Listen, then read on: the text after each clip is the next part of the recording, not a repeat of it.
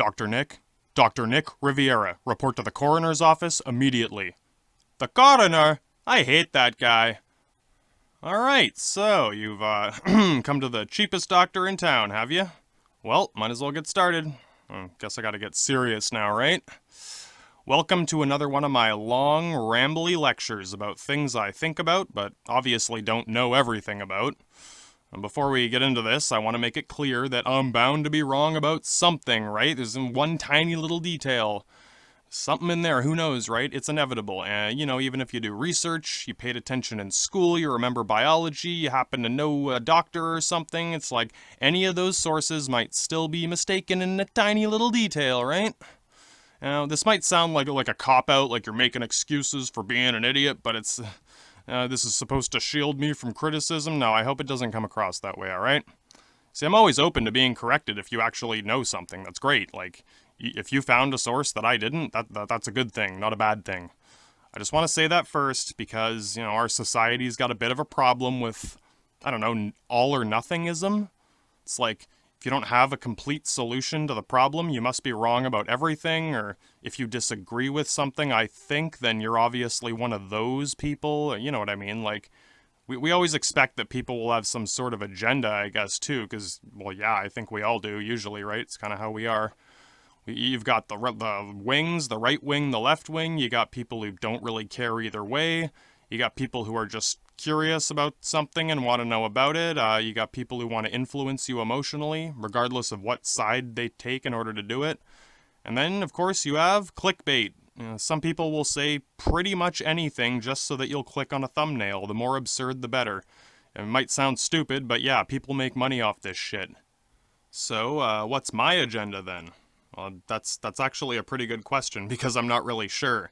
I can say that I'm not, working for anyone else or anyone else's agenda, if that helps. I'm not, trying to promote anyone else's philosophy.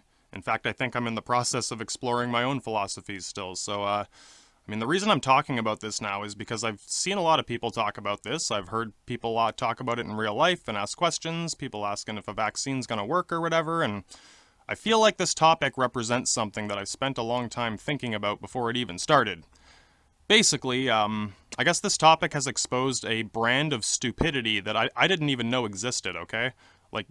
People can be stupid, but I don't think that being stupid is even, the worst thing you can be. You can be a bad person is worse, right? But it's I can be stupid too sometimes, but, this is a little different. This is like a financial bubble, but the currency is stupidity instead of mortgages or car loans.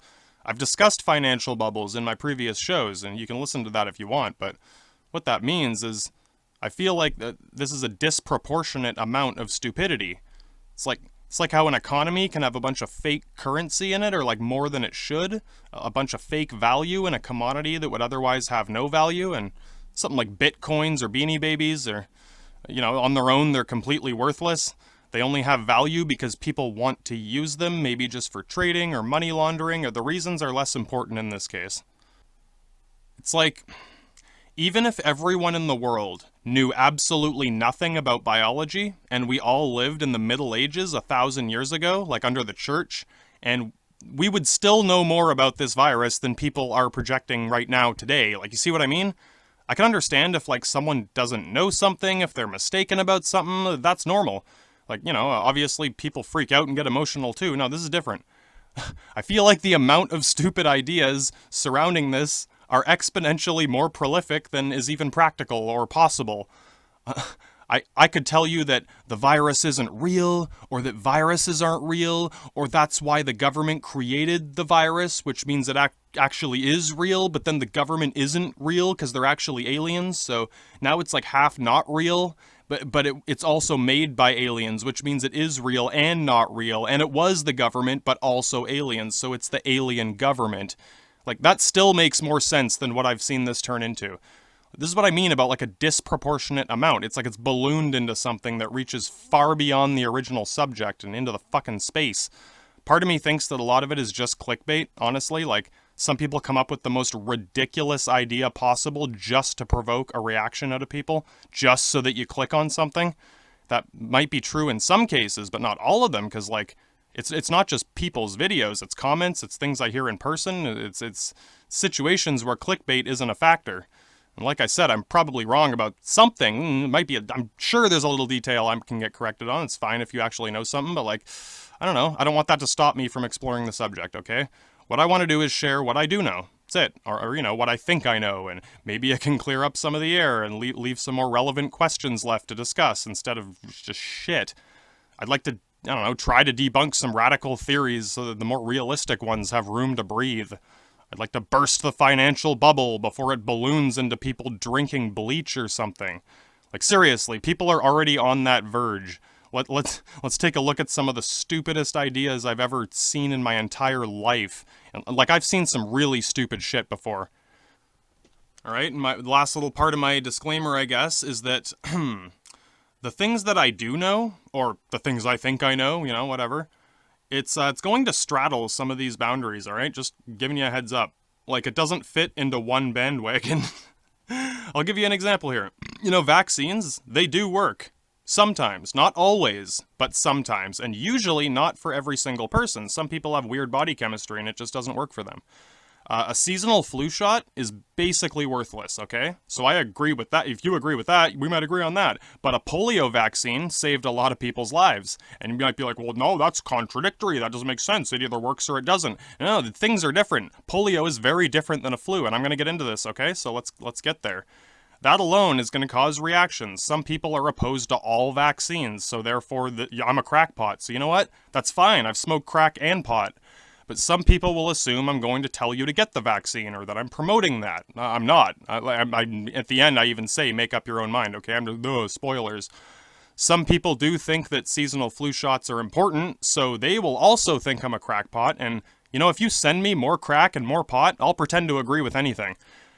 My point is that I'm just telling you what I think is true, period. That's it. It's never all or nothing, okay? Are all vaccines bad? Are all vaccines good? Which one is it? It has to be one or the other. Which side are you on? You can't say both, because then you're copping out and you're scared of being criticized. So trying to stay neutral. The thing is, it's actually the opposite. Taking that awkward middle stance, it doesn't protect you from both sides. It exposes you to both sides. Now both sides are against me, but that's fine, because I'm just telling you what I think I know. I'll do my best to explain why I think these things, what I learned in biology class, anything that seems relevant as we move forward, okay? Because, this is a topic that has a lot of vague middle ground to it, and mainly, it's because the human body and biology, it's a lot more complicated than, say, I don't know, politics or economics. See, it's a lot easier to take sides in a debate about politics or economics because you can organize it into nice, neat little chunks like that. With the human body, with DNA, with viruses, this doesn't play by your rules, okay? This doesn't care about your left-wing, right-wing politics. This is completely its own realm. A virus isn't right-wing or left-wing. It just is what it is. Every single person has different body chemistry. And we're all different, right? Isn't that supposed to be a good thing? That means we all react differently to different things. Some people are allergic to certain things. Some people are immune to certain things. You get the idea. And yeah, I know some people think, oh, it's cop-out. Do you have an answer or not? And so, well, this is my answer. Sorry, take it or leave it. If I tell you that a vaccine is going to work 100% effectively on every single person, that is a lie. I know it's not true, but that doesn't mean that the complete opposite has to be the only alternative. Our bodies don't work that way. Viruses don't work that way. They just do what they do, and we try to rationalize our existence in the process. I hope I've made myself clear about this. If anything, it only shows how stupid these bandwagons are. They slow down progress, the learning process. They slow down our way of thinking. They prevent us from seeing things that are right in front of us. I guess the bottom line is just that there's no easy answers, okay? Especially in this category. There's a reason that doctors go to school for 8 years just to begin specializing in something. Now you might be asking, well, if you're not a doctor, why should I listen to you? And, it's a good question. You should probably ask yourself that. Or, you should ask that to anyone who buys into these crazy balloon stupidity ideas. You might also think that all doctors are part of a big conspiracy, so yeah, basically anything I say or do is going to provoke a negative reaction from someone. So fuck it, I might as well just accept that and get started, right? Why doesn't a doctor do what I'm doing right now? Why isn't a doctor giving us a complete explanation of everything we need to know? There's actually two reasons, I'll tell you right now. One, they don't know everything. It's basically always a work in progress. If a doctor did explain everything they know right now to you in complicated medical terminology, you'd have no fucking idea what he's saying. You'd be sitting there scratching your head trying to Google it. Two, doctors get sued and or fired over much less than this. If I was a doctor and I made one tiny little mistake here, I could lose my job and my medical license. All or nothing, right? If you don't have every answer to every question, why say anything at all? Because I can, that's why. So, yeah, since I don't have a medical license, I don't have to worry about any of that shit. Alright, let's get started. Okay, where to begin? Where do I start? First things first, do not drink bleach, okay? The label on the jug, it's not a conspiracy, it's a disclaimer. It protects the company that made it from you being stupid. If you drink it, they're not responsible for that. I'll say it one last time, do not drink bleach. Thank you. Alright, next, I could just start talking about like RNA sequences or something, but I think we need to back up first and cover a few more bases. Sorry, let's get to the vaccine. It's like, dude, you don't know what a vaccine is, you don't know what a virus is. We gotta start from the fucking ground up. This is like bushwhacking through a jungle full of tigers. I gotta do this methodically. Now, in case you're not aware, there's a lot of people who think that the entire medical industry is wrong about everything, and that it's all a big conspiracy so that they can keep people sick for the rest of their lives. The thing is, if they didn't know anything about medicine, they wouldn't really be able to do that, would they? They wouldn't be able to keep you sick if they didn't know anything about it, right? See what I mean? It's a little self-contradictory. Either they don't know anything, or they do know enough to manipulate your body chemistry. Might sound like an all-or-nothingism, but it's not, because I do think that a lot of the medical industry is a scam. Not all of it, but some of it. See, it's complicated, but well, we're already here. Let's keep moving forward. See, it is possible for two different things to be true at the same time, but some things do contradict others, so try not to let that confuse you. This is actually a really common example. Someone will say that so-and-so is stupid and doesn't know anything. Then they'll say that that same person is doing something that a person who doesn't know anything wouldn't be able to do. So there's a reason that the term evil genius is so popular. See, in most cases, you actually do need to know things in order to use that information to your advantage. A stupid person who doesn't know anything is in no position to take advantage of anyone. It's the other way around. Stupid people get taken advantage of by smarter people who do know things that they don't. Thinking that bad people must also be stupid people, it's a dangerous way of thinking because it makes you more susceptible to their influence. They want you to think they're stupid, so don't buy into it. It's like fucking Jar Jar Binks in the Senate, you know what I mean? Like he's actually a Sith Lord. Like, don't buy it, okay? Now, where were we? Ah, yes, of course. The doctors. The medical industry itself. I think we need to start here, because if I don't, it's going to prevent a lot of people from going any further.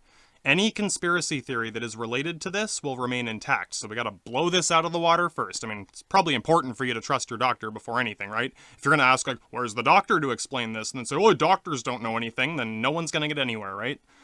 Alright. Hopefully I can put some of these ideas into perspective, and some of you who do think this way, or you can see that, you know, you're actually right, but not completely. Remember, all or nothingism. Just because you're wrong about some of it, doesn't mean you're completely wrong about all of it. There definitely is a shady, sketchy, shisty aspect to the medical industry. I won't ignore that. I completely agree. You do have a legitimate reason to feel that way, okay? That little gut instinct you have, it's true, just don't let it control you, okay? Don't let it fool you into taking the idea to the extremist conclusion, because that's usually not the case with anything. Don't waste time worrying about things that will distract you from the real problem, okay? Make sense? All right. As for the other side of the equation, just because that person sounded like a crackpot, it doesn't mean that you are right about everything either. All or nothingism. Either doctors know everything and we all need a flu shot every year, or they don't know anything, but they still know how to map DNA. Like, just think about it, okay? I will get to, like, the vaccines and flu shot stuff, but like I said, we gotta start from the beginning, right? And it is still related to this, so whatever. First, I'm going to do a quick breakdown of the modern medical industry as I see it today. I should say first that I live in Canada. I'm guessing most people who are around on YouTube are in America, right? But yeah, I live in Canada. That means we have the socialist medical system. Most of us don't have to pay for almost anything in hospitals. We pay for some things, but not most of it. First, I feel really bad for people who, anytime I see like a thing where it's like I had a hospital visit and we lost all our money, like that is so fucking weird. Like for people who have to pay for health insurance and deal with unexpected hospital bills in the States, that's really fucked up. That is a shady industry.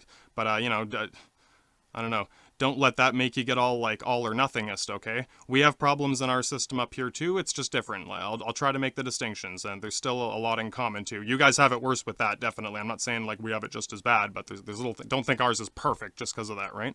A hospital up here looks pretty much the same as a hospital down there. It's just the business and politics behind it that varies a little bit. Anyway, I think it's a problem for both of us.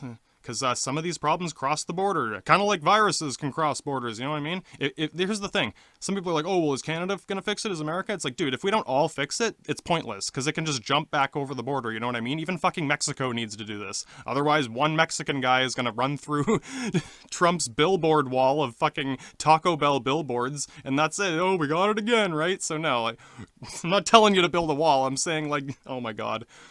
I've opened a whole can of worms with that one. No, don't build more Taco Bell billboards, okay? We got more important shit to do right now. Like, drugs, for example. We both deal with the drug problem with the medical industry. We're gonna get to that. You guys pay a lot more for them, which, again, that's really fucked up. But, okay, before we get sucked into this gravity well, let's just start with the basics of medical industry from as far as I see it, okay? As some crackpot Dr. Nick here. Okay, first, I think it's important to understand that, like, doctors, or most doctors, they work independently. Like, most of them have absolutely no hand in politics. They just, they pick whichever, whether they're working in a hospital or a clinic, or, you know what I mean? And then they do that, and, like, you know, I don't doubt that some of them have weird shit going on, but for the most part, most doctors just pick what they're doing and they do it until they retire. That's what most doctors do. Some of them aren't good at it. Some of them make mistakes. Some of them do take advantage of their position in like weirder ways than others. Some try to sleep with their patients, like all sorts of weird shit. But it's like, it's important to understand that these are individual incidents. I don't think that there's like a council of doctors telling the random guy to, you know, sleep with a patient. Like, that doesn't make sense. He does it because he thinks he can get away with it. You know what I mean? That's a personal thing, not a corporate thing. I don't care if you think I'm being like an apologist, because I still think that blaming the wrong person, it's just as bad as letting the culprit get away. It's basically the same thing. If you blame the wrong person, then the actual person who is responsible gets away with it, right? All or nothingism. Just because your doctor is an idiot or a shill for a drug company doesn't mean every single doctor is doing the exact same thing following a fucking Borg drone program that they, you know what I mean? Like I said, most of them work independently. Think of them like freelancers. It's like a guild or a union or something. A lot of them work in hospitals because it's a steady job. They make a steady salary. It's also good work experience for them. It makes them look legitimate if they decide to write a book or conduct studies one day. Like, they want that in their resume. Some of them open their own practice, either on their own or in small groups. If you're in the States, you'd probably call that an HMO. It looks like a group of doctors with different specialties in their own little facility. I'm sure a lot of these smaller groups there charge a lot of money down there, or demand certain insurance, or like, you know, that's one aspect of it that I'm mostly aware of. I'm going to say that's probably my biggest ignorance here when I'm talking about this, is I know that you guys have the weird money part of it. I don't know how much any of this shit costs down there other than it's expensive, okay? I'm just putting that out there. I know it's expensive, that's about it. I don't know about, like, your health insurance policies or anything, so feel free to add that to this in the comments or whatever, you know, as we're doing this. Anyway, the doctors I just described, like your typical doctor at the hospital, those are what I would describe, or that's what are described as. I don't know if that's the official term, but they're practicing doctors. They practice medicine. And I know that sounds bad. It just means that they're doing practical medicine. It's the practical application of it, like treating a broken bone, you know what I mean? As opposed to like research and theory or teaching at a school. Like, there's doctors that do that. They're not practicing medicine, they're teaching medicine, or they're studying medicine, you know, studying diseases, that kind of thing. Even so, okay, so like, yeah, the ones at the hospital, they're the ones practicing the medicine. There's no such thing as a master in the field. So yeah, they are practicing. They learn more every time they deal with a patient. There's experts and there's amateurs, but none of them know everything about your body, okay? That's why they have different specialists and stuff. All of them went to medical school, or the ones that are legally allowed to practice should have gone to medical school. That's the requirement for getting the license to practice. And don't worry, I'll get to the bad stuff soon, okay? I'm just bushwhacking through the tiger jungle, one step at a time. Let's get there with our heads intact, alright? Okay, let's just say each doctor who actually is a doctor has to finish medical school first. That's step one. But from there, they can also go into like a specialized field, which requires even more schooling. So they'll spend 4 years in med school first just to become doctors, and then they'll spend another 4 years learning a specific field of medicine, which makes them a specialist in that field. A surgeon, for example, needs to know every detail about every organ in your body in a physical sense. Whereas, like, a psychiatrist doesn't really need to know that, right? Why would a psychiatrist spend 4 years learning about your liver if he's never going to touch it, right? If a psychiatrist thinks you have a physical problem, they'll just refer you to another doctor who specializes in that field. Doctors refer patients to other doctors all the time. That's usually why. It's pretty common to have more than one health problem. You might need to see several doctors to treat different types of problems. It doesn't mean the one doctor's an idiot because he doesn't know what it is. It's because he doesn't specialize in that. Or maybe he's new. Maybe you're like his first patient. You never know, right? Assuming you're not in like a state of emergency being wheeled in on a stretcher, then you'll probably start your visit to the hospital, doctor, whatever, with a GP, a general practitioner. Or, if your problem's really complicated, he might refer you to the diagnostician for a more thorough checkup of everything. If you've ever seen the show House MD, Dr. House, the angry doctor, that's what he does. He's an expert diagnostician. His job is to find out what's wrong with you when the normal GP idiot guy can't figure it out. He also gets paid to insult you and the other doctors, and he pops Vicodin pills and juggles a ball on his cane. You know what I'm talking about. Look, I need to make some bad jokes, okay? Otherwise, this is just going to be really depressing. So now then, if this seems all a little beside the point, like I'm dancing around the bush, now there's a reason I'm mentioning this. It's because most of these doctors don't really know much about something like a virus. Like, I'm sure they know the basics, like, they know more about it than I do, probably, but, like, not that much more. Like, that's another specialized field. Any doctor would recognize basic symptoms, like how most viral infections will give you a fever. So if they notice you have a fever and there's no, like, obvious reason why you should have a fever, they think, oh, you might have a virus. They don't know all the little nitty-gritty details, though, right? That's what a virologist does, virologist, whatever. What this means is, if you want a doctor to give you a complete explanation of something like the coronavirus, well, you should probably know what kind of doctor you're looking for. You're going to go ask a psychiatrist or a fucking surgeon? Like, a psychiatrist isn't going to be able to tell you much, neither would a surgeon. He can tell you the basics, but if you want the whole 9 yards, you need the specialist. When it comes to something like, I don't know, a vaccine, that's the work of the immunologist. Which, of course, he knows more about a virus than a surgeon, but not as much as a virologist. To make a vaccine, you need both. You need a virologist and an immunologist who collaborate on the vaccine. No one doctor can possibly know all of this shit before he, like, keels over dead at his graduation, like, of his 80th year in med school. Anyway, I just wanted to clear up that annoying little detail. I think a lot of people just expect that every doctor should know everything, but there's just too much information there. Your body, it's too complicated for one person to know everything about it. Even Dr. House is wrong sometimes, or, needs help from a team of doctors. Okay, as you can probably guess, something like a virologist or an immunologist probably doesn't work at the hospital, unless they work for Dr. House. Like, sometimes they do research or, whatever, but usually they'd be doing, like, research in a lab somewhere, or development or something. And this is where we get to the other side of the industry, the behind-the-scenes stuff. We're almost at the bad stuff, don't worry, I won't jump out of your seat just yet. Okay, and remember, these research specialists are still independent doctors. They seek out opportunities like this, but each one is still their own freelancer. Like, some of them want to discover cures for diseases or whatever. I'm sure some of them have to sign, like, complicated agreements to, like, require a certain amount of their time or, like, prevent them from doing other projects until this one's finished so they don't get too distracted. It's things like that. But that's still a bit different than what we're about to get into. It's important to understand that each of these different establishments within the industry, they kind of have their own financial motivations. Like, a hospital basically is just trying to cover its operating costs. As you can imagine, it costs a lot of money to run a hospital, even a small one. Up here in Canada, this part's really simple. The government pays for most of it, minus whatever can be supplemented with donations. So yeah, like people donate money to hospitals. They got that plaque when you walk in, the list of donors. I'm not talking about organ donors. They put the organ donor list right on the wall. No, it's money donors. So yeah, charities, whatever. People give money to the hospital as charity. Obviously, some of them have ulterior motives. That's kind of outside the point here. They want a tax break, whatever. I'm just saying, yeah, I don't know. That's, yeah. Even the like smaller practices that we have up here, like the HMOs, they don't call them HMOs up here, but that's what American people think of them as. So I'm just going to call them HMOs. That's your small doctor's office with 1 or 2 doctors in it. Those get subsidized here too, as long as they're, properly registered and all that. Pretty much the only thing we do have to pay for up here is either drugs or like medical equipment, like if you need a wheelchair or crutches or something. I'm sure that we also have subsidized research labs too. But I haven't been to one because I'm not a doctor. There's also privately funded research, or like charity funded. Some people pay for a specific field of study to be focused on for a number of different reasons. You got your AIDS Research Society, your Cancer Foundation, all that sort of things.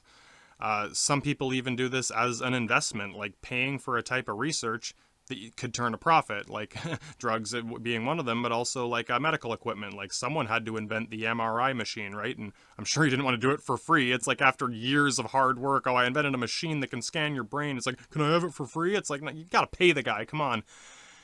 It's important to draw these distinctions if you hope to point out specific problems, right? Don't blame the wrong person or the real person gets away with it.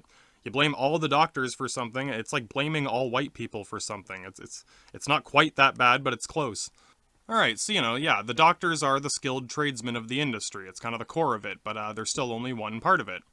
Some doctors are involved with the politics and business aspect of it. Like, if they get rich and successful enough writing books, they might open their own foundation kind of thing, but most of them aren't.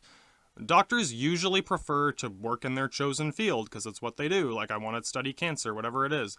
I won't speculate on personal motives, but like in a professional sense, they have resumes, and what they put on their resume can make a big difference in their career path. Like, I'm sure not every doctor wants to work in the same hospital forever, right? He might want to go do his own clinic, whatever. A lot of them start by working in hospitals because it's pretty much the best thing you can put on your resume. It shows that you're serious and you have like practical, real first-hand experience dealing with patients. That's like the gauntlet. Like, if you can survive in a real hospital, you're a real doctor. And some doctors never do this. They only work in a lab or a school teaching, like, meaning that you don't want that doctor to start carving you open if you can avoid it. There's even a bit of a joke between doctors regarding the academics, people who are just academic and not hands-on.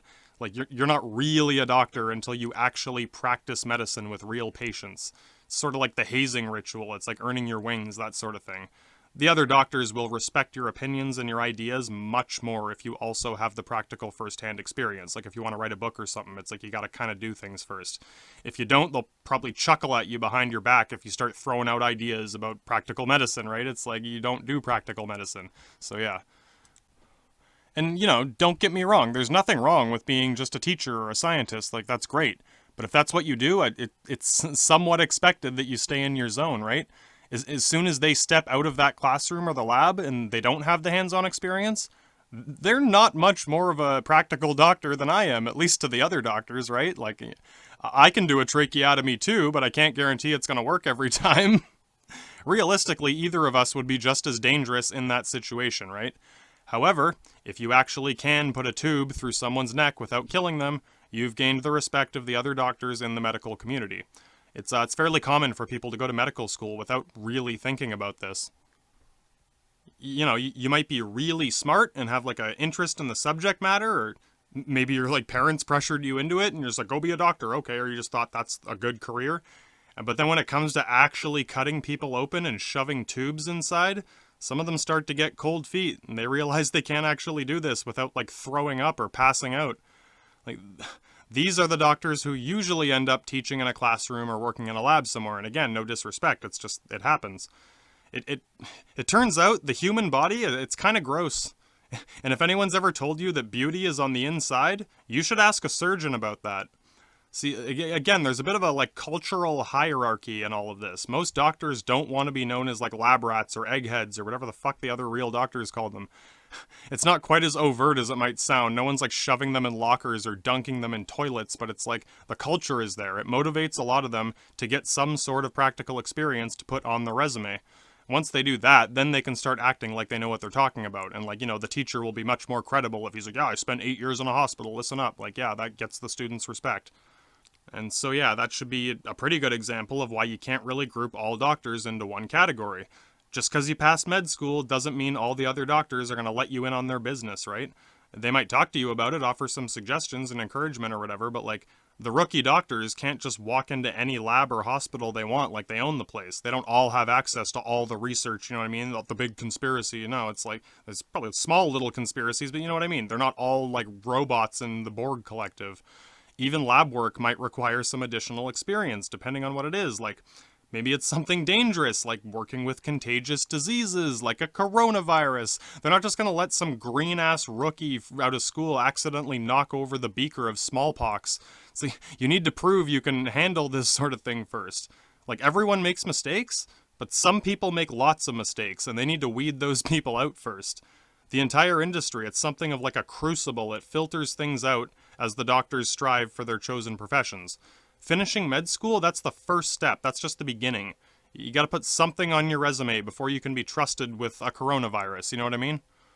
I guess I'm just trying to show you that there's like tangible work that goes into these things. Like, you can't just buy your way into this. It's a meritocracy.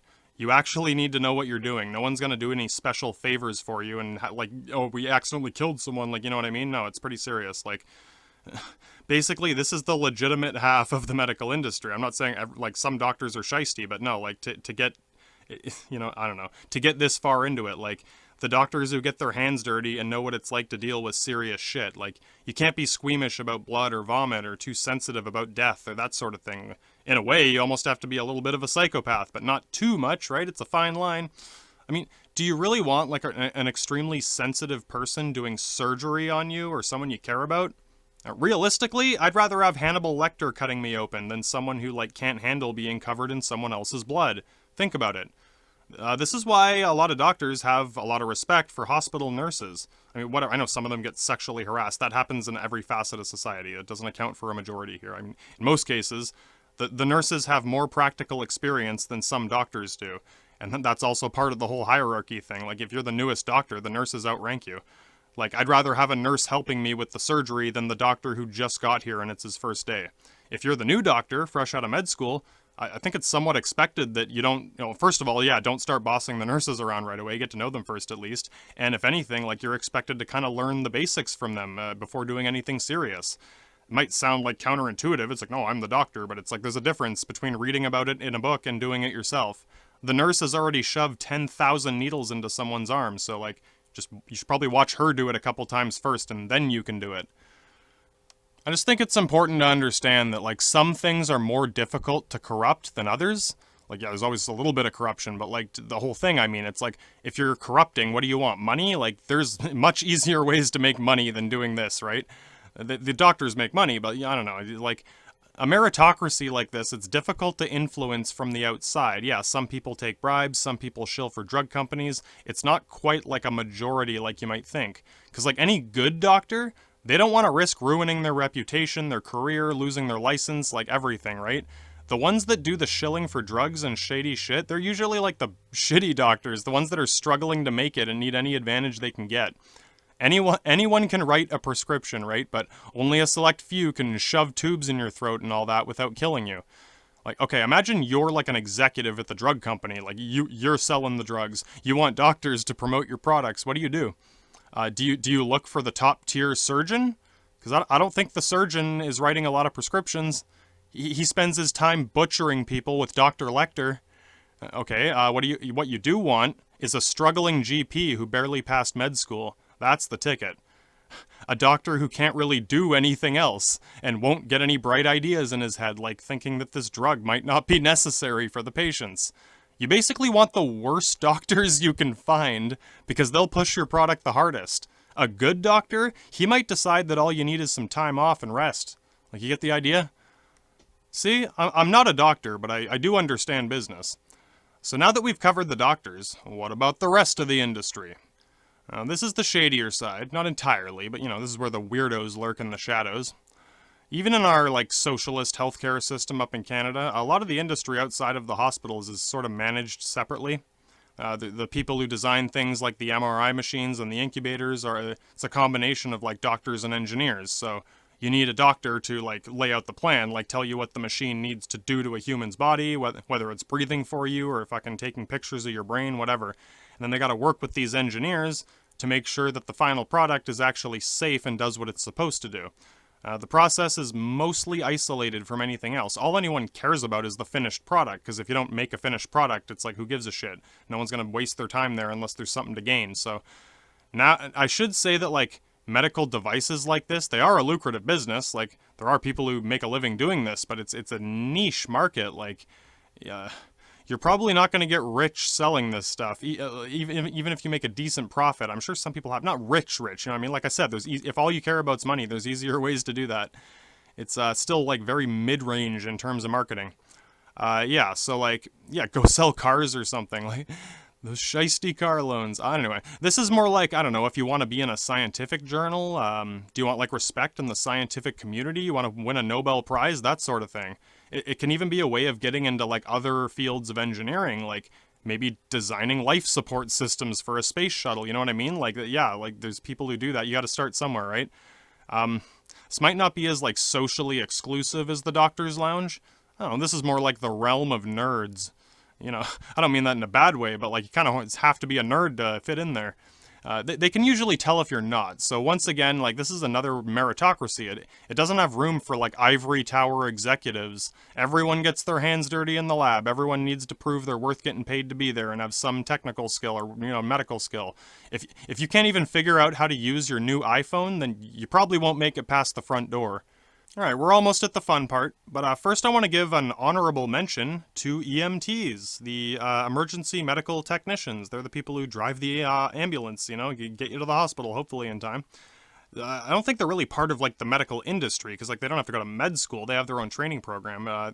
It's managed like the other safety services. It's bundled up with that. So it's like the fire department. They learn first aid and CPR and all that. EMTs is more advanced, but it's similar kind of training. It's similar in design, so their job is just to get you to the hospital as fast as they can in safest condition before you die.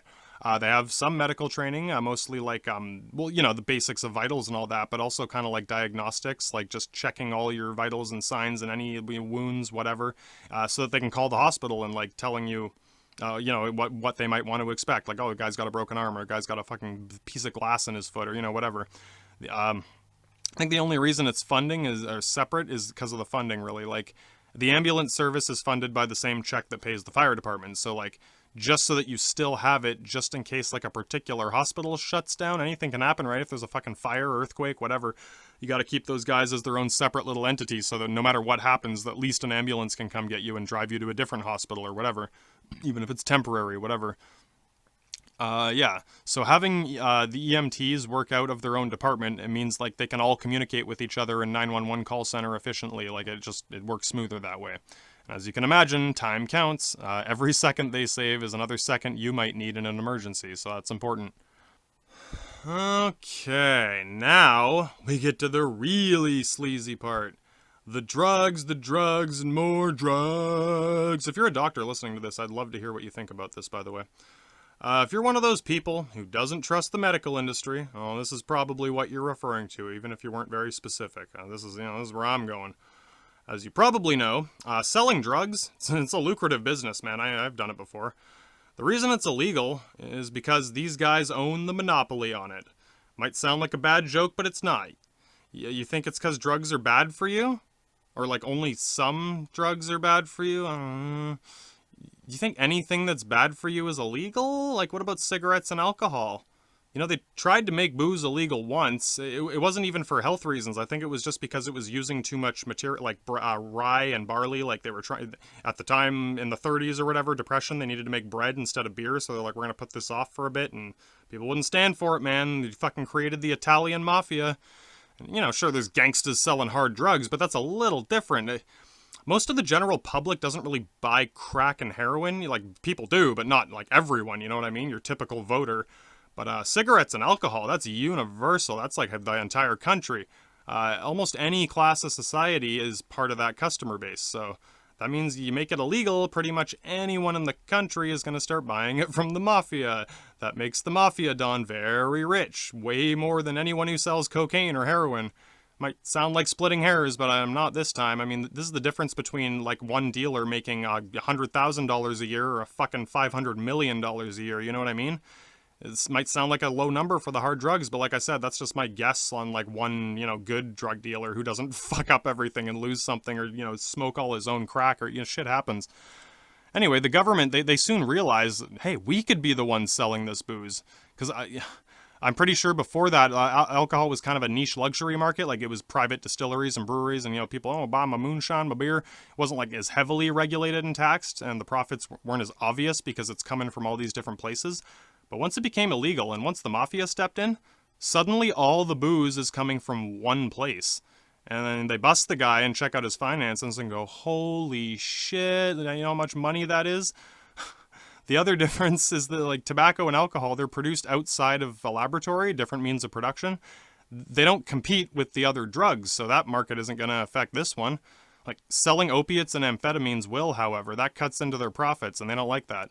They finally cornered all the vice markets. They got the tobacco, the alcohol, and the chemical drugs. That's the trifecta, and it's all federal property now.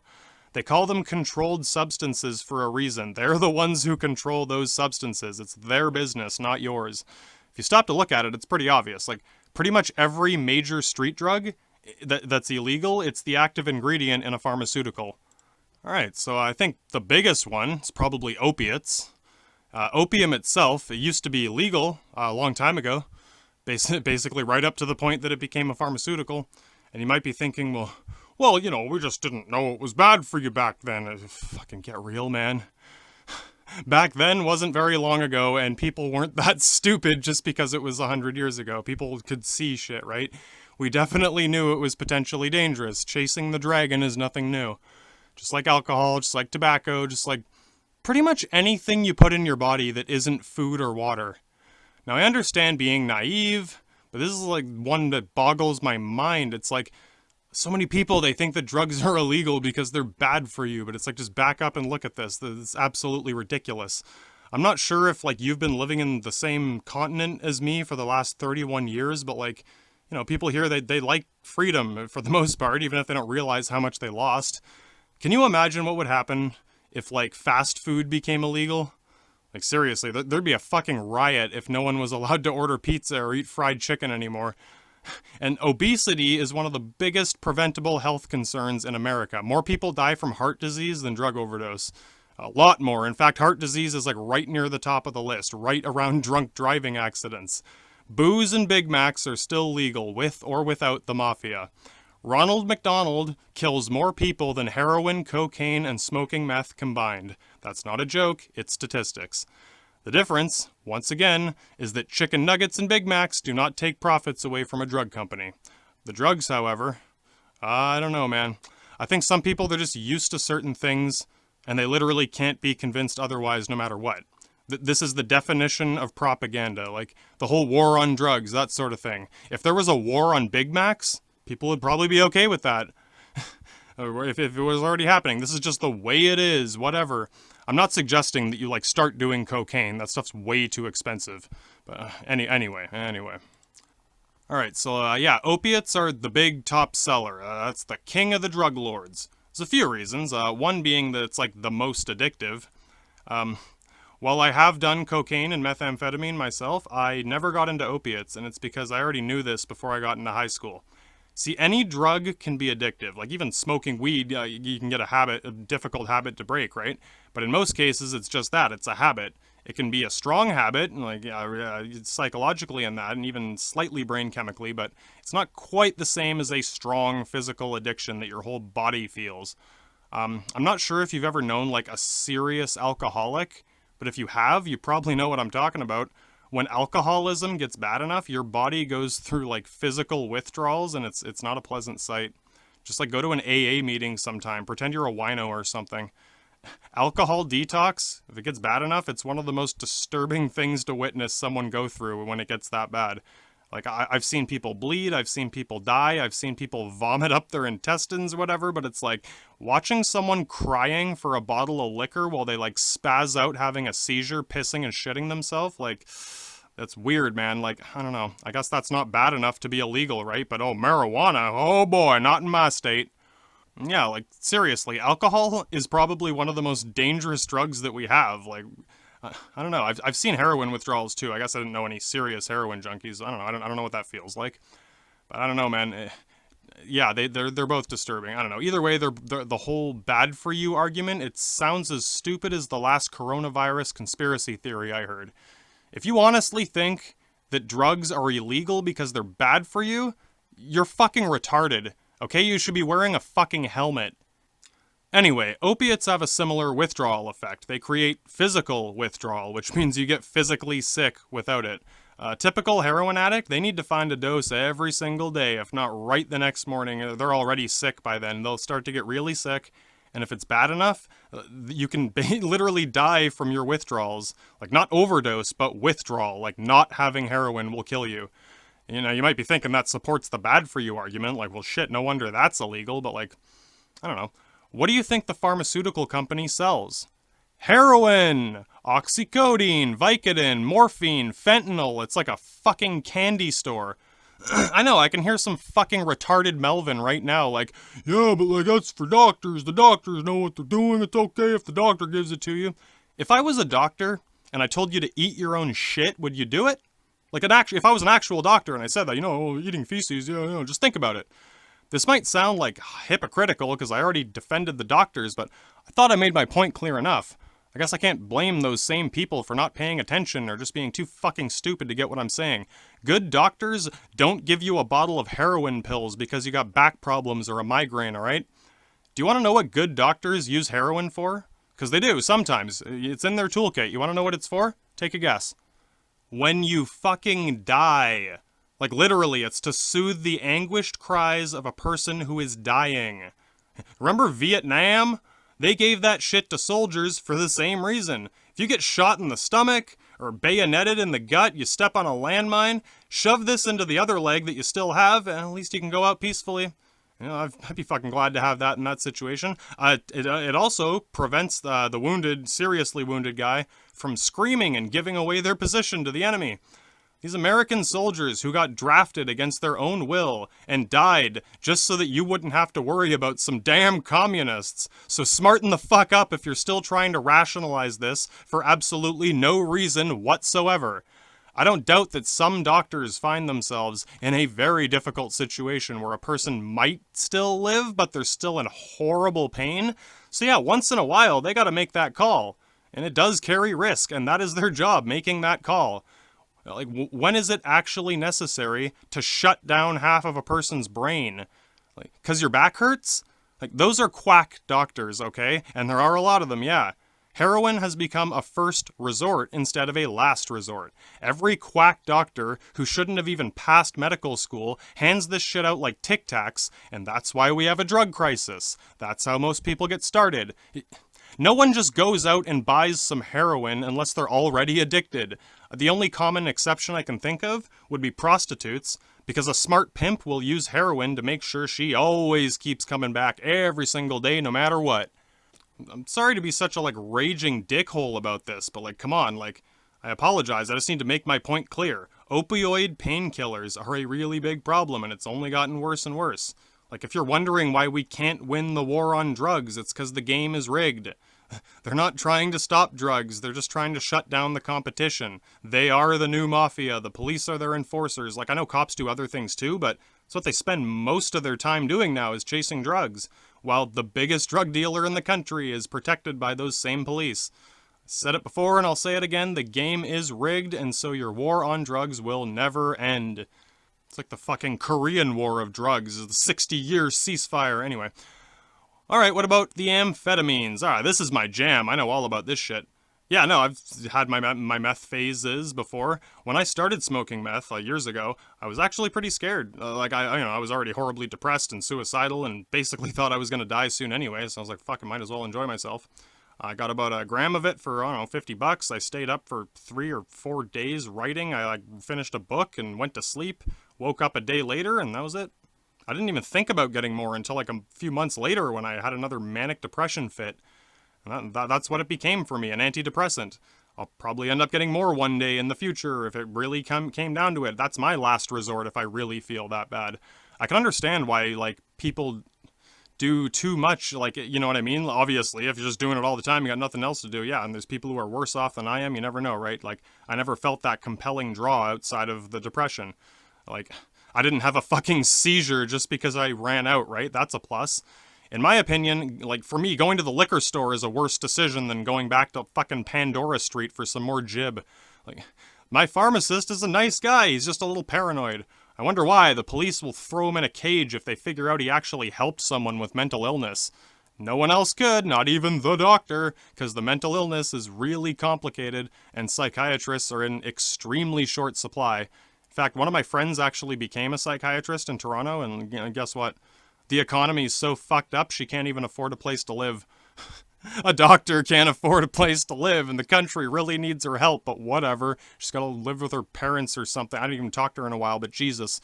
Gotta stop those drug dealers. They'll spend all the money on more cops to get the dealers and sell more drugs. I should become a doctor too, just so I can tell people to eat their own shit and then see if they're stupid enough to do it. Well, the doctor told me to. Sorry to, like, trail off or whatever, I don't know. I think it's a little weird that people place this much trust into someone they don't know. You know, like, you gotta kind of meet people halfway. Like, yeah, I trust my doctor to inform me on something, but in the end, it's your decision if you accept the treatment or not. It's like fucking mortgage brokers the last time. Just because they offer you the mortgage doesn't mean you have to take it. It's like, if a guy in a suit tells you to do something, you'll do it. It doesn't fucking matter how stupid it is. We trust that he knows what he's talking about. No wonder Donald Trump can get away with this shit. People are so fucking subservient to authority. They'd rather die than look like a radical extremist. Anyway, yeah, amphetamines, I mean, I'm sure they got lots of pharmaceutical uses, because it's, I don't want to, like, give you the wrong idea, but it's kind of like a miracle drug in the literal sense. I don't mean that as, like, a bad joke, but, like, it has many different properties, almost like, you know, miraculous. I don't mean to glorify it, I'm just saying it's not just one thing, it's a bunch of different things. It affects your brain and your body in ways doctors are still trying to understand. Like, okay, American Air Force pilots in, like, World War II, they use this stuff to make sure that they're not going to fall asleep during a mission and to stay focused and alert. Like, it doesn't fuck them up to where they can't drive, you know, fly a plane or think straight. They're doing everything right, obviously. You know, like those missions that take days, like when you gotta fly to Japan and drop a fucking nuke on it. Hey, it worked. You can thank meth for that one, because they definitely would have fell asleep at the wheel without it. Nazis used it as a super soldier drug, probably a little too much, but yeah, obviously, you know, some people go overboard. A little self-control and something else on your mind. I don't know, too much of anything is bad for you. Assuming you're not doing it every day. I don't know, the potential medical benefits are there. Like, if they did, I'm sure they research it, you know, whatever. You know, I was literally ready to kill myself because of manic depression, but like a little stint with Jib pulled me right out of it. I know what you're thinking, like that sounds short term, but so far it's been a while and I still feel okay. You know, if I need to medicate myself every like 6 months or a year, like, you know, 4 months, I don't know, the next time I feel that bad, hopefully not too soon. Gotta risk some health problems in the process. It's better than a fucking noose, isn't it? You wanna know what the difference here is? I am making a choice about how I treat my illness. If I feel like I really need help, I could go look for help. I have a few options. I did, like, talk to my doctor where he showed me some options. He had different meds. I did try, like, one of the experimental meds, and it didn't do anything. And then he's like, well, we got some stronger ones, and it's basically zombie pills that will turn you into, like, a lethargic couch potato. Oh yeah, that doesn't sound depressing at all, you know? You know, call me crazy, but, like, the risk is, like, about 50-50 there between the zombie pills and the meth, right? I don't know. If you want to tell me zombie pills must be safer, then whatever, dude. Go drink some fucking liquor. That stuff's okay. The government sells it. Must be okay. Don't get me wrong. Like, I'm glad it's not illegal, but if you really think it's not as bad as me, I don't know, whatever. It's all bad. We just need to know when to stop and what the situation is. I don't know. I know that I can because there's no physical withdrawal. I'm not going to get sick or whatever. Like, yeah, obviously it's possible. Anything could happen, right? But it's like so far after several years, it's, you know, on like from the first time I did it to now, and it's been a while. Like, yeah, in that I don't know, man. I feel like if I had that draw to it, I would have fallen into it before by now. I might get, like, bored or anxious for a bit without it, but that's basically the extent of my withdrawal. The withdrawal is still better than the original symptoms were. Still feels better than that did. So I still see it as a benefit until someone invents a better drug. And yeah, obviously I'm not, like, trying to advertise the stuff, but I am condoning it because it's your fucking choice, not the government's. I know I joked about this last time in my previous show, but I do wish that George Washington could see this right now, even if he was a horrible racist. I mean, we got no shortage of those now. What's one more gonna make a difference? What would George Washington say if I told him that Americans weren't allowed to choose what to put in their body? The government literally babysits them now. They have to be spoon-fed like a bunch of fucking spoiled children who can't keep their hands out of a cookie jar. I mean, suddenly a black man in the Senate would be the least of his concerns. Anyway, amphetamines are used in quite a few different pharmaceuticals, and yeah, they can be dangerous in excessive doses. It's sort of like, like espresso. If you chug 2 liters of espresso in one go, you're probably gonna have a fucking heart attack right then and there. So should espresso be illegal? Because, like, it is addictive, right? Coffee is, like, the most common addiction in the world. Some people can't function without coffee. Whatever, man, let's just move on. Okay, what about cocaine? I mean, you might be skeptical, but yeah, this is also a medical drug. It's a local anesthetic. It's the same shit your dentist gives you. And I swear to fucking God, if your argument here is that the dentist version is okay because it's synthetic instead of natural, I don't even know what to say. It's the same fucking thing. It's the same chemical, except one is pure and the other is diluted with garbage. Can you take a guess which one is which? I mean, obviously when you buy cocaine here, it's not pure, but the cocaine itself is pure. The original product can be procured in a pure state, and you can cut it better ways. The synthetic variety, it's not just like watered down for distribution, but it's not just like water, it's preservatives, like it's got to sit on a shelf without going bad, right? They can't just, I don't know, man. If you think like shooting liquid preservatives into your tongue is safer than a rail of cocaine, I don't know, man. I don't even care, do whatever you want. I think I'm supposed to be talking about, like, the coronavirus or something. So yeah, I mean, now that I've given you my tangible thoughts on the medical establishment and the part that you probably should be concerned about, if that is a thing you're concerned about, it's good. Well, let's talk about everyone's favorite virus. Don't you just love hearing about the coronavirus? That's what everyone just wants to hear someone talk about, isn't it? Well, you're here now, aren't you? I mean, you did click the video. I should probably say something useful about it. Let's start with the name, okay? Since I did hear some stupid theories about this, like it means something else. What does COVID-19 mean? Why does it have 2 names? Is it different? Did they change it? Did China change it, okay? Because if China changed it, that's not okay. If a doctor here changed it, that's fine. I'll, shoot it right into my balls. But if it was China that changed it, Coronavirus D 2019. That is the full name, because it's not the only one of its kind. It's in the same category as SARS, the Severe Acute Respiratory Syndrome. It's a virus, which is very different than a bacteria. They have basically nothing in common in terms of functionality. I mean, like, a bacteria can actually get infected by a virus, if you really want to know. Okay, a bacteria is the simplest form of life that we know of. It's a single-celled organism. You've probably seen pictures and whatever. Your body is made of organic cells, trillions of them, but a bacteria is just one little cell. Although the bacteria cell and the cells in your body have a lot of the same stuff in it.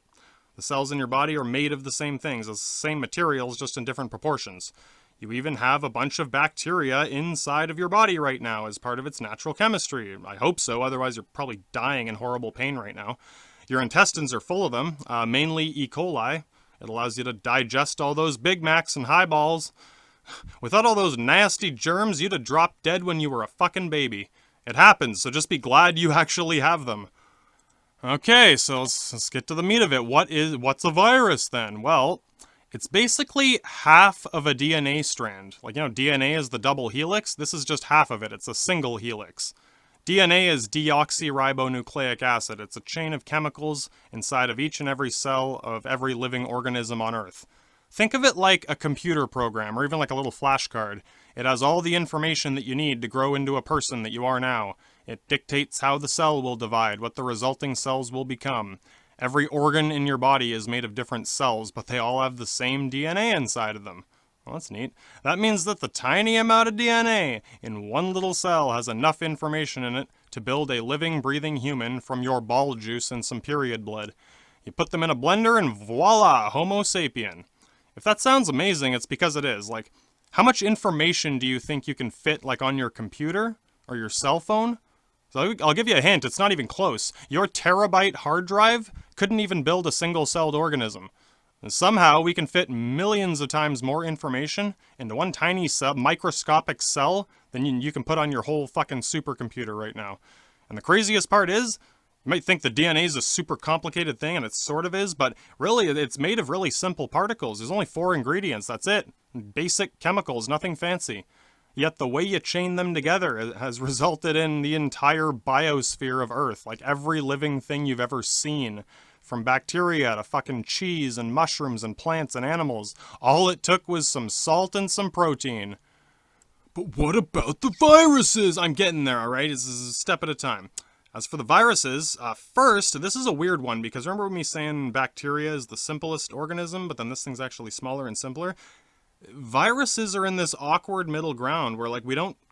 I think it's kind of bullshit, but we don't consider them living organisms. I think they are just alien, like very different. Not alien, but like they're so different that we just got to put them in a completely different category, a whole new kingdom of life. But I don't know, for the sake of like intentional, what do you call it? All intents and purposes, practical purposes, it doesn't fit the same standards of life. Like every living organism on Earth has a criteria. Like it reproduces, it consumes nutrients, it excretes nutrients, it moves, evolves, adapts, whatever. There's a short list of things that every living organism we know of does. And viruses sort of do these things, but not really. Like it can't reproduce on its own, or within its own species, right? Any other species can reproduce either itself asexually or through sexual reproduction. Viruses are entirely parasitic. They can only reproduce through being a parasite to another cell. So it's like this weird oddity of nature, but at the same time, I think this is how life began. I think the very first, the first bacteria, no, the first viruses, that's how life began, and then that turned into bacteria. But since it's not technically alive, even when I was in high school biology, I was like, that's kind of weird. And the teacher agreed. He's like, yeah, the problem is we can't conclusively prove one way or the other, so we have to say no until we know yes. And that makes sense. That's actually very professional to say we don't know, so until we know we have to say this, than to just bullshit and say, yeah, no, it is, but just don't ask any questions. No, he was a good teacher. I like that. So anyway, as for the virus, like I said, all it is half of a DNA strand. It's also referred to as RNA, ribonucleic acid, instead of deoxyribonucleic acid. You've probably seen footage of cells dividing. They do this in a similar way. Not just bacteria, like your skin cells, everything. That's how your skin heals. When a cell divides like this, the DNA helix, it unravels and splits into 2 halves, 2 identical RNA strands. Those are basically viruses, but they're you. You are that virus. Each half goes into a different cell, and then they split apart, and each one just copies, like, after it splits, each RNA strand copies itself back into a new DNA helix, and then you got 2. Repeat, rinse, etc. So what about the virus then? Well, when a virus finds its way into your body through any number of means, it will eventually touch one of these cells, and it's got little prongs and drills, tiny little cell-piercing devices, and it will, it's kind of like Lego pieces too. This is why certain viruses only attack certain things. So I find it funny when people panic, because things do jump, right? You can go jump from birds to humans. It takes time. It can kind of happen randomly, but like, it's all about the way it plugs in. I'm sure you played with Lego before. Imagine you got your 2-piece, your 1-piece, your little 4-piece. You got a bunch of weird little Lego pieces. Some of them click nice and easily into others. Some of them don't. Some of them are awkward and fucked up and you can't really fit it well. That's basically how they find what they're looking for. They don't have eyes. They're not like tactical looking at maps of China, looking for the jungle. You know what I mean?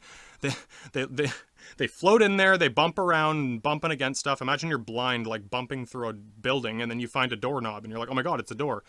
With your hand, like that's kind of what they do. It's like, oh, I know how to use this, that's what I do. And they'll find that one cell that they know how to open, whether it's your liver cell, your lung cell, whatever it is, right? This is the lungs and the sinus. So, yeah.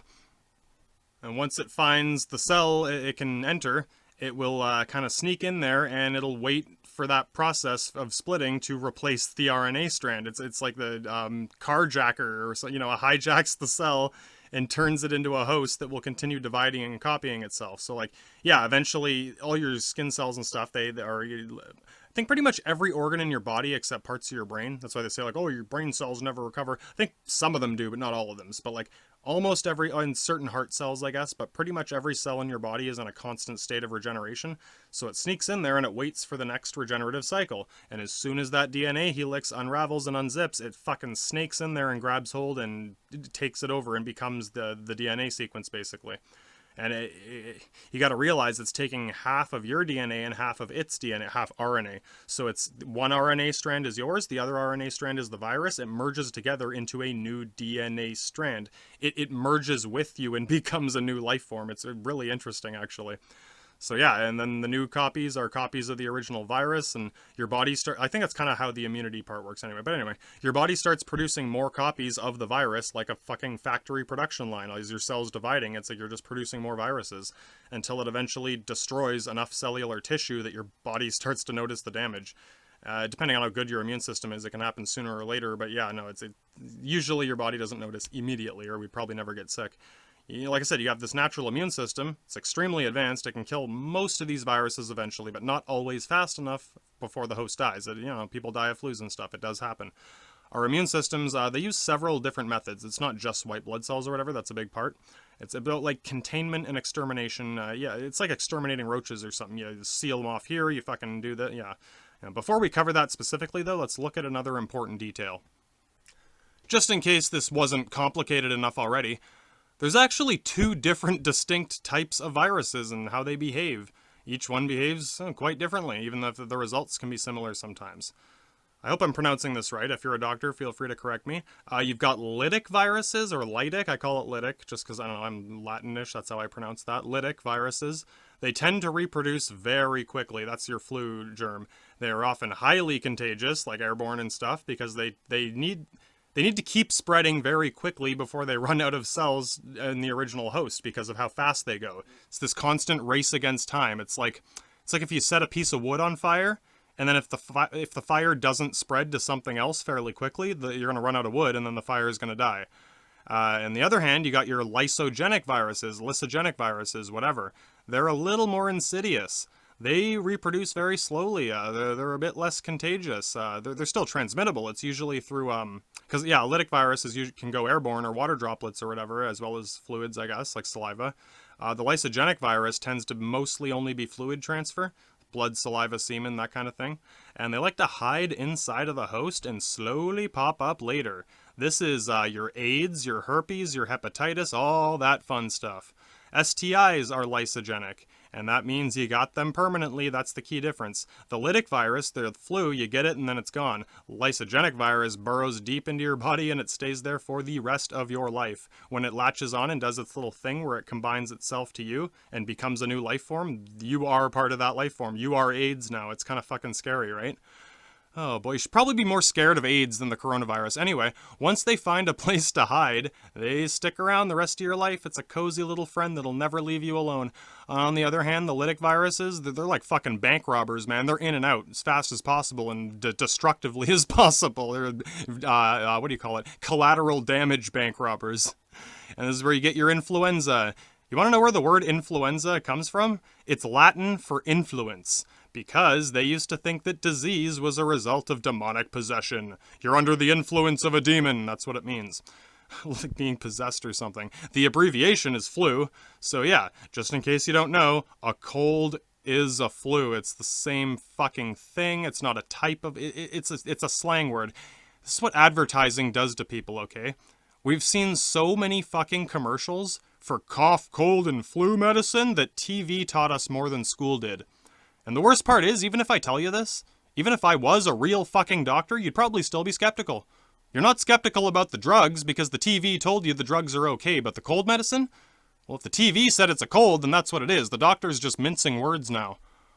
You want to know why people call it a cold? At least as far as I know. I mean, if you have a better answer, please correct me. It's an old wives' tale. It is the literal definition of an old wives' tale. It's what worried mothers used to call it in like the 50s. Being cold makes you more susceptible to a flu. And it's because when you're cold, your body changes, your skin hardens and you get goosebumps. And the blood retreats under the surface to hide further down where it's warmer so you don't lose as much heat. What this means is you now have less blood on the surface of your skin, as well as your extremities, which includes your nose and sinuses. Blood contains red and white blood cells, and those white blood cells are what protect you from the viruses. So, do the math. If you have less soldiers defending the Soviet border, comrade, that makes it a lot easier for the foreign American invader to get inside the motherland. The colder you are, the less blood you have near the surface, and therefore less white blood cells defending the border. This is why staying warm tends to help people who are sick. It allows the blood to run more smoothly through your body and deliver more white blood cells faster, do what they need to do. So your mommy makes sure you're nice and cozy and warm so that the big bad germs don't give you a cold, and it actually helps.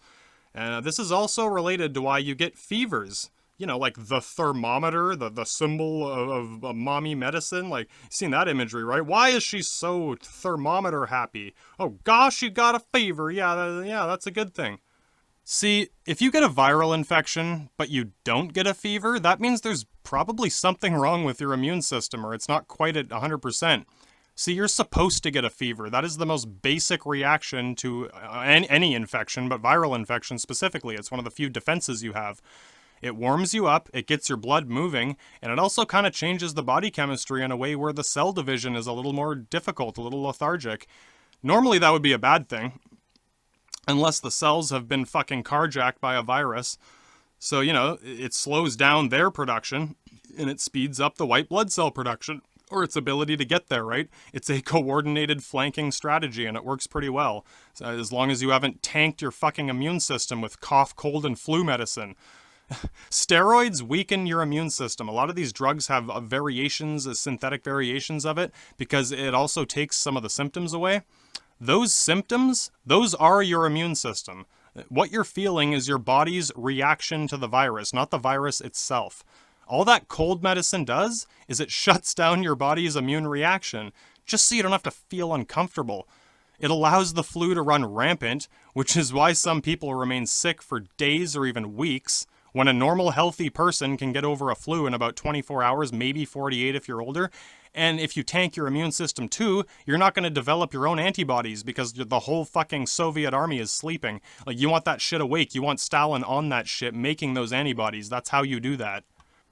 And, you know, it's all well and good for a little cold, but what if the virus is dangerous? Isn't potentially lethal? And cars are potentially lethal. Anyway, now you have to exercise a part of your brain that you probably haven't used since you were a young kid. You need to make a decision, all right? Instead of waiting for the TV to tell you what to do, because, you know, I'll let you in on a little secret. The TV, it has a really bad case of schizophrenia.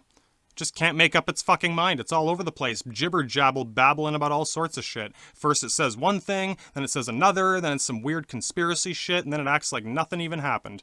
It's not a bad TV, but, like, you can't trust everything it says. First of all, I'm not going to tell you to get the vaccine. I warned you about this in the beginning. In the end, it's your decision. I'll give my little recommendation at the end, but, you know, if you're sitting on the edge of your seat, whose side are you on? Is he going to say it or no?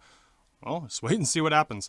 I do know that, your flu shot, your typical flu vaccine, it's different than coronavirus, it's just an example. The normal flu shot doesn't really work that well. Can you guess why? Okay, I'll give you a hint. It's because flus are a lytic virus. Why do you think a vaccine would work better against a lysogenic virus than it would against a lytic virus? All right, I'll sit here and wait. Oh, come on, class, are you even paying attention? All right, fine, I'll tell you. See, one is really fast, and the other is really slow. Lysogenic viruses reproduce slowly, therefore they evolve slowly. Lytic viruses reproduce very quickly and evolve very quickly. The slower it is, the easier it is to immunize against. You can make a polio vaccine and it'll last 100 years because that's how long it takes to mutate. A flu mutates like multiple times a year. That's why they come out with a new one every fucking year, and it usually doesn't do anything. The faster it is, the harder that gets. With the flu, it's so fucking fast. You're trying to shoot flies with a pistol. It's like, you might hit one, maybe, good luck. If it happens once, oh, there, it works. Yeah, no. Have you noticed that they come up with the new vaccine every year for a normal flu shot? What do you think it is? Why do you think it is? Like, because every year, that old vaccine is already obsolete. The flu's already changed so much that your immunity to the old version is irrelevant. Yeah. Think about how long it takes for them to make each vaccine. They're probably constantly working on this because the second this comes out, they got to start working on the next one. Then have it delivered to you. Remember when they're using flu samples from like whenever, like maybe right before they start. They got to work on it for a long time, package it, test it, distribute it. Do the math. By the time the flu vaccine gets to the pharmacy, it's basically already obsolete. The flu has already evolved again several times beyond that immunity and is basically a completely different set of Lego pieces. It happens so fast, it's basically impossible to vaccinate flus in the traditional sense. There's probably other ways to combat it, but vaccines are a very specific thing. I think the word gives people a false sense of magic, like, ooh, it's the cure to everything. It's like, no, it is a very specific little, like, life hack kind of thing. It's like you're tricking your body into fighting something very specific. If it changes, it's not going to work. And COVID's a little different. It's not quite as erratic as the typical flu, but it's not exactly stagnant either. It's already changed a couple times. And yeah, I'll admit, I don't know everything about COVID. Oh my God, you're wrong about everything. Yeah, of course. I know more about flus because we learned more about that in school, but as far as I know, COVID is sort of like SARS. It's in a similar family as SARS. It attacks the same organs, basically, right? It's a variation of it, whatever, cousin. I know, like I said, I know more about flus because of school. But I don't know how much like slower a COVID is. I would guess that the flu is faster. Flus are like the fucking super speed demons. They're just like the fastest things ever. COVID's probably a bit slower, but as far as I know, it's already shifted a little bit since we even discovered it. And of course, it had to shift to get to us. So it evolved once to jump to humans. It's already evolved since to like adapt to us. So far, it's probably going to happen again. We don't know. There is something I would like to, this is something I would like to ask a virologist actually, is the incubation, like half-life of COVID, like how fast does it breed basically? Because most doctors probably don't know, or maybe they got a figure from another doctor, but they're just reading statistics, right? It's the same as if you read statistics. They refer to the virologist, so you basically have to guess without them. So I mean, I don't know, how fast do you think it is? Seriously, in your own personal opinion. It is fast, I know that, but probably not as fast as a flu. I mean, in my opinion, this whole thing, it's a desperate gambit. It's like, first of all, there's no fucking way that they have enough of this shit for everyone. This vaccine they got, I don't doubt they made something and it works, or sort of, but like, I've already heard some bullshit excuses about who gets it first and blah, blah, blah. If they dole this out piecemeal, like, here's enough for some people in Toronto, sent a couple thousand to Vancouver, look, we're doing it, hurry up, you can be one of the few lucky people to get it, make sure you get it for your family if you love your family.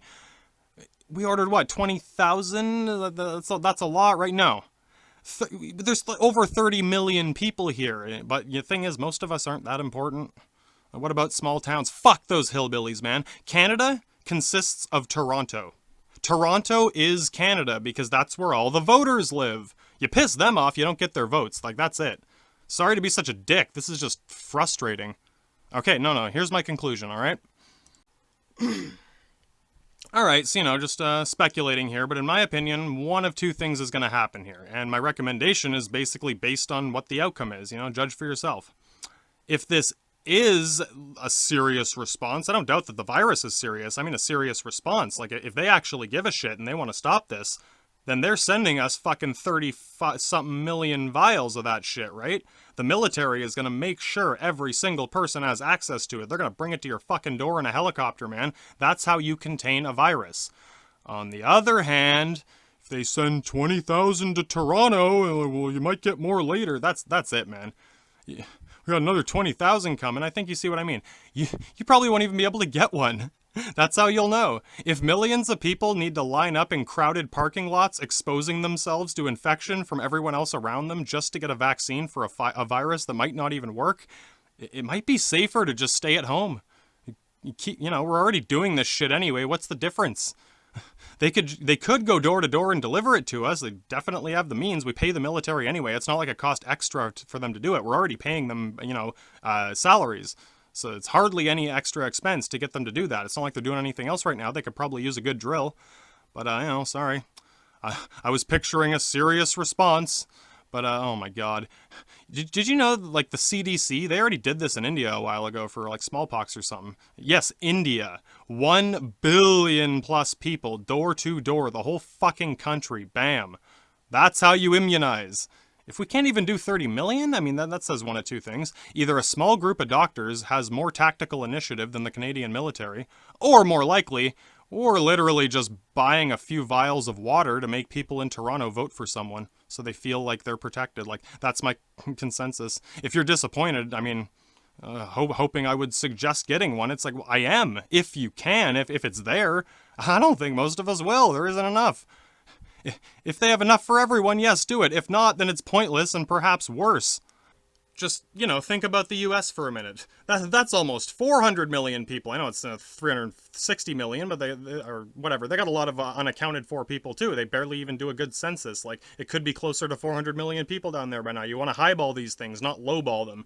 Like, when you're containing something, you overestimate. You don't underestimate, because if you underestimate, it's fucking pointless. You always want a little more than you might need, right? What if someone drops one? It's like, oh, that's it, we're fucked. Do you really think they have 400 million vials of this shit? No. No, they're gonna get just enough to make some snooty rich white voters happy. That's it. And put them on the news and say, yay, they saved our family. They're gonna feel safer. They're gonna vote for whoever saved their lives. If they can't actually give this to everyone in Canada and the US and Mexico, because it can still travel, like, back and forth, it's not just useless, it's a nice little window into who's more important than who. They're gonna dole this out to the wealthy elite first, and the rest of us can do the same fucking thing we've been doing all year, man, and sitting at home watching this stupid fucking talk show on YouTube. And thanks, by the way, I do appreciate it. And believe me, I'm not trying to be cynical. I'm trying to be realistic. Like I said, this is just how I see it. This is why I told you to make your own decision. If you have a gut feeling, way down deep in your gut, that's either a spastic colon, or it's something we call instinct. Possibly both. Either way, listen to your spastic colon, okay? Listen to your gut. If you really think you need it, if you feel like you probably should get it, do it. Like, listen to yourself. Don't let crazy people like me and Alex Jones dictate policy for you, because if that happens, the world is going to become a very interesting place, I'll tell you. Take this all with a grain of salt, because I am not a doctor. I just paid attention in school. I mean, if anything, tell your kids to pay attention in school, if school is even a thing anymore. If they ask, well, when am I going to use this in real life? Tell them they'll actually know what a virus is when everyone else is screaming at their computers.